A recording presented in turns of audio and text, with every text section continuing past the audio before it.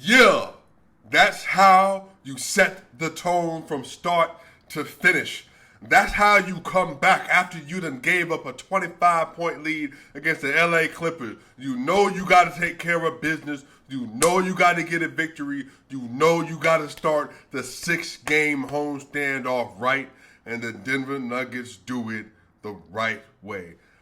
What's going on, y'all? And welcome back to the channel. I'm SwipaCam. Y'all hit the subscribe button. We are less than 2,400 subscribers away from heading to Serbia. Hit that subscribe button. Let's continue to grow this community together. I just got done watching the Denver Nuggets playing against the Portland Trail Blazers, or what was left of them rather, on January 13th, 2022, and the Denver Nuggets blow out the Portland Trail Blazers 140 to 108, and I am not quite sure, but that might be a season high on points.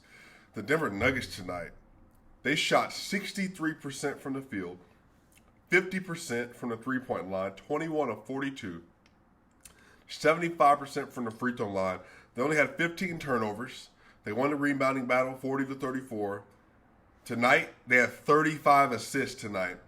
And everybody absolutely went off. They were shooting from all over the place. Now, granted, the Portland Trail Blazers started a starting lineup of Dennis Smith Jr., who they just signed back, Robert Covington, Ben McLemore, Nasir Little, and Yusuf Nurkic. That was their starting lineup. And they were a minus 14, minus 10, minus 11, minus 26, minus 11. The bench was a minus 24, minus 21, minus 17, minus 23, and a minus 3. And the Denver Nuggets, everybody was going tonight. So I want to put all that in context that the Denver Nuggets did not play a good squad. Tonight was about helping the team to find its rhythm, helping the team to get the winning ways established again.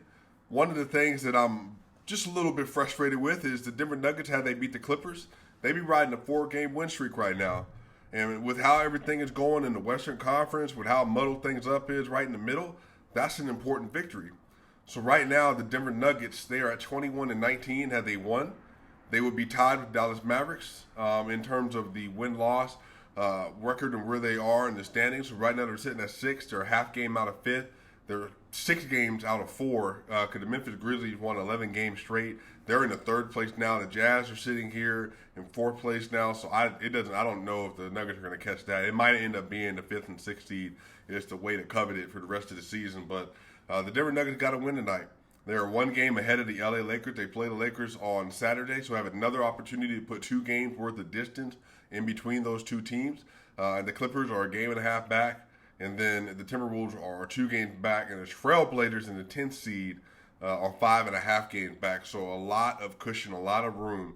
But really, the Nuggets need to continue to make themselves separate from the teams like the Lakers, the teams like the Mavericks, and the teams like the Clippers. If they can extend away from them, and they can get somewhere in between the Utah Jazz and the Memphis Grizzlies, and maybe they fall off a little bit, really start to get themselves out of there, man, they can sit in that 5th place. And again, you get a matchup against the Jazz, you get a matchup against the Grizzlies. Jamal Murray's supposed to come back in February or March. Possibility for Michael Porter Jr. to come back some point this season. It changes the game. It really changes the game. So we will see. We'll see where we go from here. But let's talk about the starters.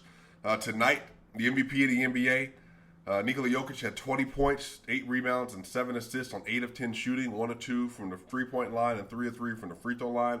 So glad that his free throw percentage is going back up. He should end the year around 81, 82% if he keeps it up. But he started the year off at like 74, but he's been really hitting them a lot lately.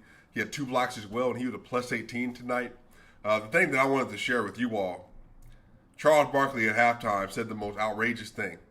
Charles Barkley at halftime, when they were having a conversation about the MVPs, he said out loud on national television in front of everybody with the world to see, he said that Nikola Jokic is not having as good of a season as Giannis Antetokounmpo, Steph Curry, Joel Embiid, and DeMar DeRozan. And y'all, I lost my mind.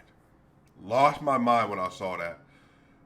Nikola Jokic isn't having good of a season as Joel Embiid, DeMar DeRozan, Steph Curry, who is not even a top 3 MVP candidate anymore, maybe not top 4. And then Giannis Antetokounmpo, you already know this is partially a Giannis Antetokounmpo channel. You already know how I feel about him. I think he's a historically great player, pacing for a top 15 all-time resume. Great player. But Jokic still having a better season than him per the advanced data.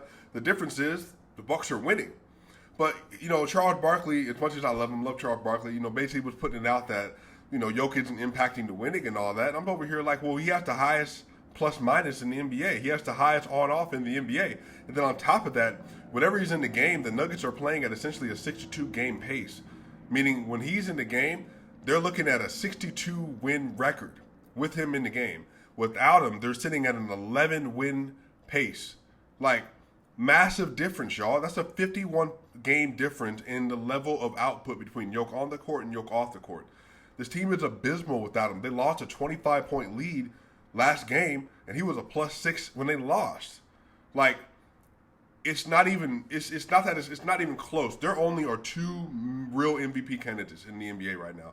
That's Nikola Jokic and that's Giannis Antetokounmpo. That should be it. Steph Curry got washed by Giannis today. It hasn't looked good since November.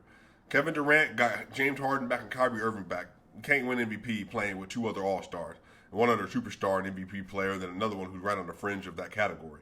You can't do it. LeBron James is just not out playing Jokic. He has great games, the scoring and all that, but he is not a better defender than Jokic this season, and he's not a better offensive player than he is right now at age 37. It's just not. Great player, though, obviously. And then, obviously, you put Joel Embiid there. I think Joel's having a great year. I think he's a top 6 player. I think, honestly, in the MVP race, honestly, because of the way Steph played, he might have overtaken Steph Curry at this point. So Joel's probably in top 5 in the candidacy. It's Giannis Antetokounmpo, Nikola Jokic, Kevin Durant, LeBron James, and Joel Embiid. I'm all for that. Because y'all know, I'm not going to hate on no basketball, man. If you play, you play. If you can get it, you can get it. Simple as that. So tonight, Jokic goes and puts up some great numbers on limited minutes, limited action, 28-7. Great game from him. Jeff Green had 5 dunks tonight, tied his career high with 5 dunks, 19 points, 5 rebounds, and 3 assists on 9 of 11 shooting. 101 from the free throw line. He was a +13 tonight.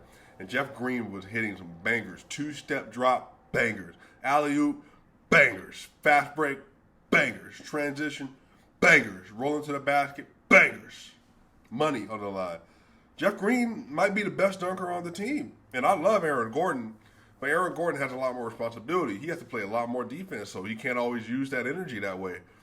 If it really comes down to it, Aaron Gordon's obviously the best dunker and most athletic player, but he doesn't get a chance to show it as often as Jeff Green does, man. Jeff is a real athlete, year 14. Special, man. Will Barton tonight had 21 points, 4 rebounds, and 2 assists, 7 of 12 from the field, 4 of 6 from the three-point line, 3 of 6 from the free throw line. He had a steal. He was a +11 tonight. Will Barton went down at one point. I think he collided his neck. Hit Yusuf Nurkic. He hit his neck on his knee or his body somewhere, kind of reminiscent of Carmelo Anthony going down against the OKC Thunder in 2004 per Jeff Morton with Mortcast. It reminded me when Carmelo went down and J.R. Smith hit a layup and he almost got stepped on twice and he had to get taken into the locker room. And Will Barton, he was down for a little bit. It looked really scary, but then he came back out.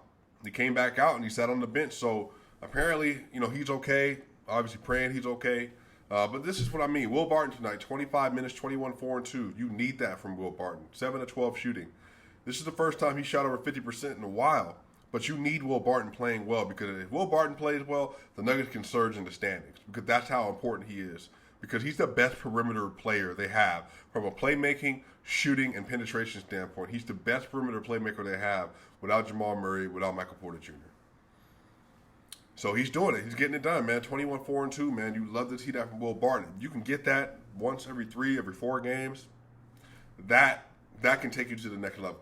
If you can get Will Barton most nights sitting around 13, 14, 5 and 5, 5 and 4, and then get nights like this where it's 21, 4 and 2 every so often, great. We'll take that. That way we know Jokic's getting the help that he needs on most nights. Monte Morris tonight, only 22 minutes, 9 points, 1 rebound, 2 assists, 2 of 5 from 3, 3 of 3 from the free throw line. He was a +15. Not a lot of great highlights from him. He had some, like I said, hit them open 3-pointers though tonight. Had some good looks today. Played solid, played well. Aaron Gordon had 5 points, 8 rebounds, and 4 assists after having 30 and 12 versus the Clippers.